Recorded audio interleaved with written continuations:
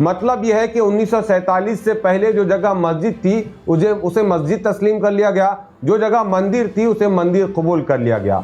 लेकिन इसके बावजूद चंद कट्टरपंथी हिंदुत्ववादी संगठनाएं देश में कई मसाजिद को माजी में यानी पास्ट में मंदिर होने का दावा करके देश में तनाव फैलाने का काम कर रही है। दूसरी तरफ देश के मुसलमानों ने बाबरी मस्जिद के फैसले को खामोशी से कबूल शायद ये सोच कर लिया था कि इसके बाद अब किसी किस्म का कोई क्लेम किसी मस्जिद या दरगाह पर नहीं होगा। अब आइए आपको बताते हैं कि प्लेसेस ऑफ वर्शिप एक्ट 1991 आखिर है क्या।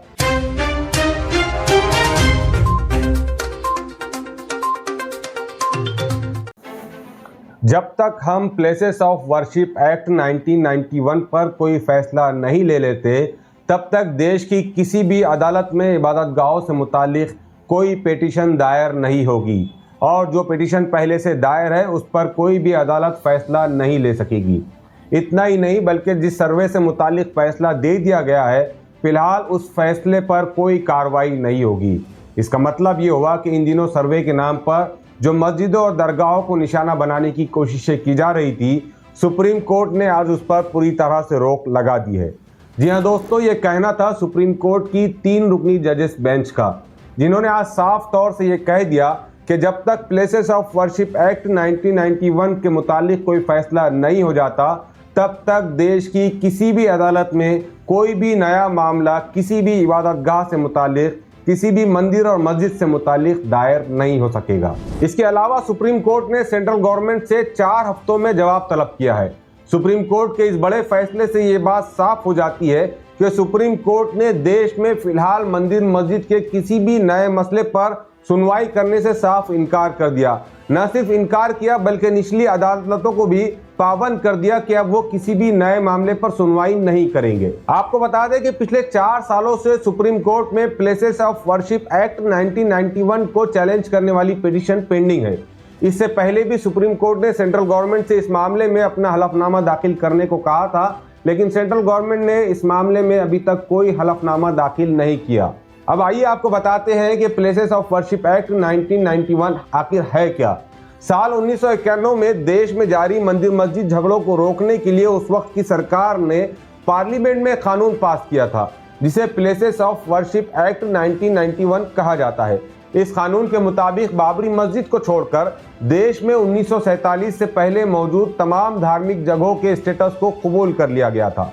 मतलब यह है कि 1947 से पहले जो जगह मस्जिद थी उसे मस्जिद तस्लीम कर लिया गया, जो जगह मंदिर थी उसे मंदिर कबूल कर लिया गया। लेकिन इसके बावजूद चंद कट्टरपंथी हिंदुत्ववादी संगठनाएं देश में कई मसाजिद को माजी में यानी पास्ट में मंदिर होने का दावा करके देश में तनाव फैलाने का काम कर रही है। दूसरी तरफ देश के मुसलमानों ने बाबरी मस्जिद के फैसले को खामोशी से कबूल शायद ये सोच कर लिया था कि इसके बाद अब किसी किस्म का कोई क्लेम किसी मस्जिद या दरगाह पर नहीं होगा। लेकिन अब कट्टरवादी हिंदुत्ववादी संगठनाएं प्लेसेस ऑफ वर्शिप एक्ट 1991 में तब्दीली की मांग कर रहे हैं। इस तब्दीली के बाद इन्हें अपने दावे को साबित करने में आसानी होगी, इसलिए एक मंसूबाबंद तरीके से एक्ट में तब्दीली लाकर मस्जिदों और दरगाहों को टारगेट करने का नया खेल खेला जा रहा है, जिसकी पहली कड़ी के तौर पर संभल की जामा मस्जिद और ज्ञानवापी मस्जिद में सर्वे करवाया गया। लेकिन आज के सुप्रीम कोर्ट के फैसले से एक मर्तबा फिर भारत की जनता का सुप्रीम कोर्ट पर विश्वास बढ़ा है,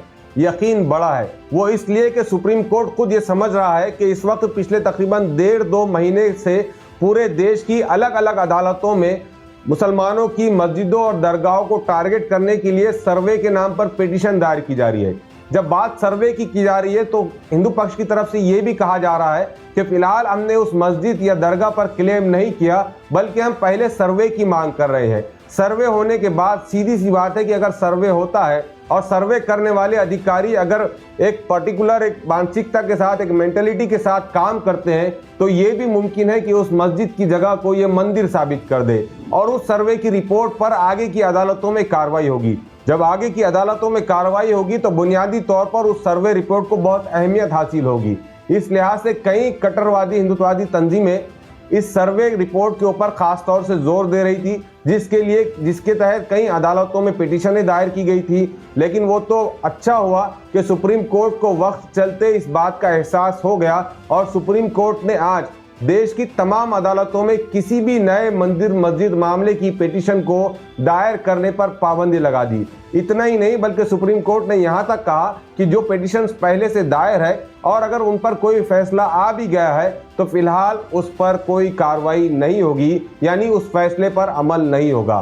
सुप्रीम कोर्ट ने यह भी कहा कि जब तक प्लेसेस ऑफ वर्शिप एक्ट 1991 के ऊपर सुनवाई मुकम्मल नहीं हो जाती, उस सिलसिले में कोई फैसला नहीं आ जाता, तब तक किसी किस्म की कोई मंदिर मस्जिद मामले पर पिटीशन पर सुनवाई नहीं होगी। इस तरह सुप्रीम कोर्ट के आज इस फैसले से लोकतंत्र मजबूत हुआ है और देश की जनता का बिलखुसूस मुसलमानों का यकीन जुडिशल सिस्टम पर एक मर्तबा फिर बढ़ा है। और यही वक्त की ज़रूरत है कि देश का एक जुडिशल सिस्टम ही ऐसा बचा है जहां पर भारत का एक आम नागरिक, चाहे वो हिंदू हो या मुसलमान हो, उन्हें उसके अंदर विश्वास है, उस पर भरोसा है और वो अपनी पीड़ा अपनी तकलीफ लेकर जुडिशल सिस्टम के सामने ही खड़े होता है। ऐसे मौक़ों पर अगर अदालतें ट्रांसपेरेंसी से फैसले ले तो ऐन मुमकिन है कि इस देश को आने वाले बरसों में दुनिया का सबसे तरक्की याफ्ता यानी डेवलप कंट्री बनने से कोई नहीं रोक सकेगा। लेकिन ज़रूरत इस बात की है कि ट्रांसपेरेंसी के साथ फैसले लिए जाए। तो ये था एशिया एक्सप्रेस का एक अहम अपडेट जो हमने सुप्रीम कोर्ट के फैसले से मुतालिक आप तक पहुंचाने की कोशिश की है। आपकी हमारी आवाज़ को मजबूत करने के लिए हमारी आपसे दरख्वास्त है कि हमारे चैनल को सब्सक्राइब करें, शेयर करें और अपना कमेंट ज़रूर लिखें। शुक्रिया।